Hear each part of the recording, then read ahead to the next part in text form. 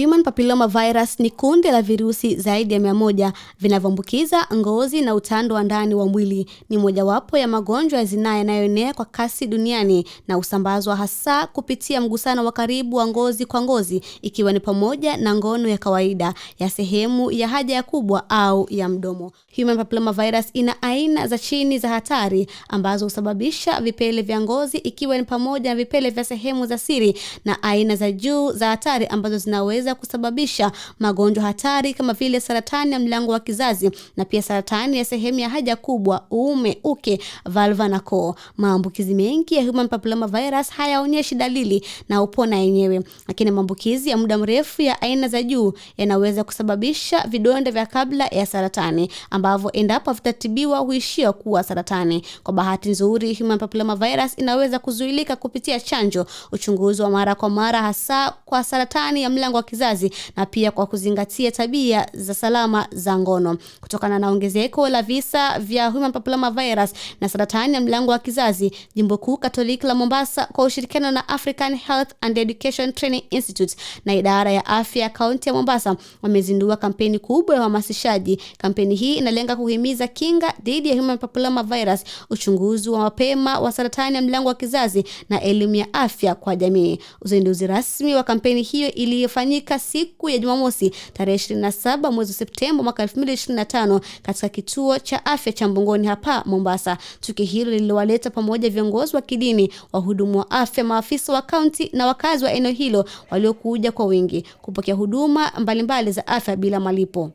Askofu Mkuu Martin Kivuva Musonde wa Jimbo Kuu Katoliki la Mombasa aliongoza hafla hiyo ya uzinduzi, akisisitiza umuhimu wa uchunguzi wa kiafya wa mara kwa mara, chanjo na elimu endelevu ya afya katika kupambana na magonjwa yanayozuilika, hasa yale yanayoathiri wanawake na wasichana.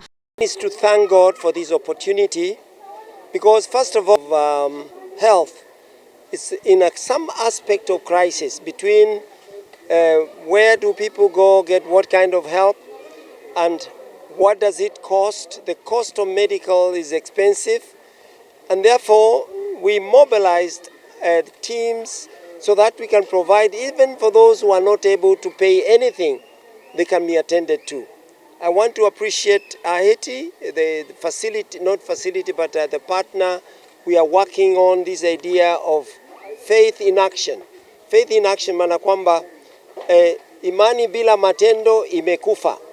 I want to thank God for those Aga Khan team that has come.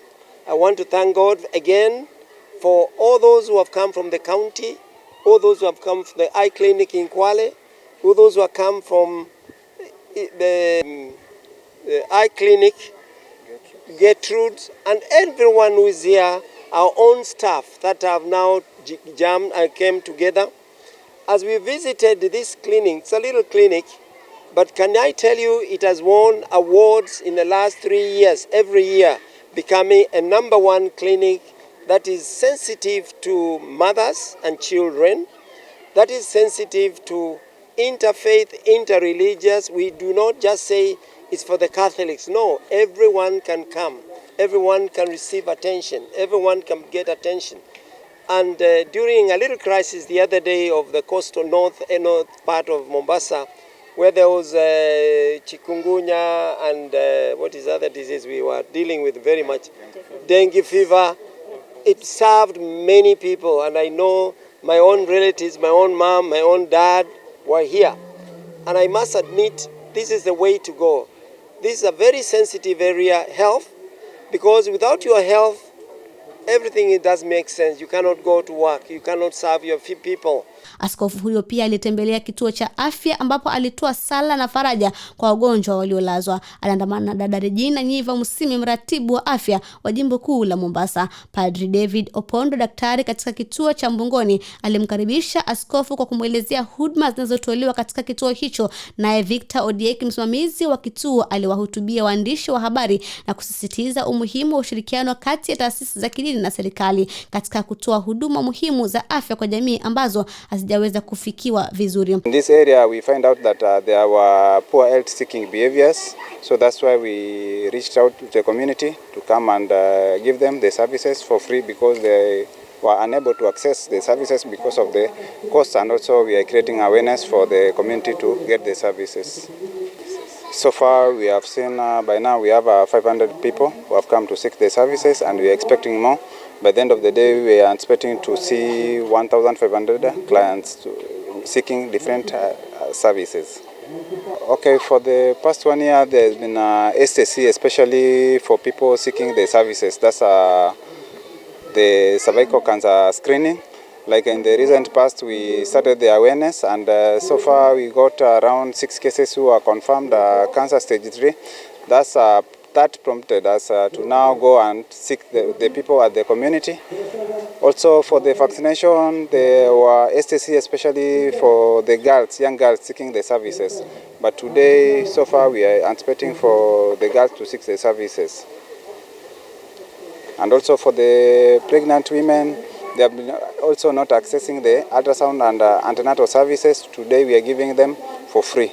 So far we have our mothers coming to seek the services, as you can see around. Huduma zilizotolewa wakati wa kambi hiyo ya matibabu bila malipo zilijumuisha chanjo ya human papilloma virus kwa wasichana wenye umri wa miaka 9, uchunguzi wa saratani ya mlango wa kizazi, huduma ya kliniki kwa wajawazito, vipimo vya sukari kwenye damu, uchunguzi wa macho, uchunguzi wa saratani ya tezi dume, uchunguzi wa saratani ya matiti, ultrasound ya uzazi. Aidha, afisa wa afya aliongoza mazungumzo ya kiafya kwa jamii, akieleza umuhimu wa uchunguzi wa mara kwa mara na huduma za kinga zinazopatikana kwa jamii. Akizungumza katika hafla hiyo, Imani Baraka, mkuu wa chanjo na kinga katika kaunti ya Mombasa, alisifu mpango huo. Dada Regina Msimi pia alizungumza na wanahabari, akielezea dhamira ya jimbo kuu la Mombasa ni kuziba pengo la upatikanaji wa huduma za afya, hasa kwa makundi yaliyo hatarini, kupitia mipango ya kiimani inayolenga jamii moja kwa moja. Wanajamii pia walielezea shukrani kwa huduma walizopokea. Hadija, mkazi wa eneo hilo, anasema kuwa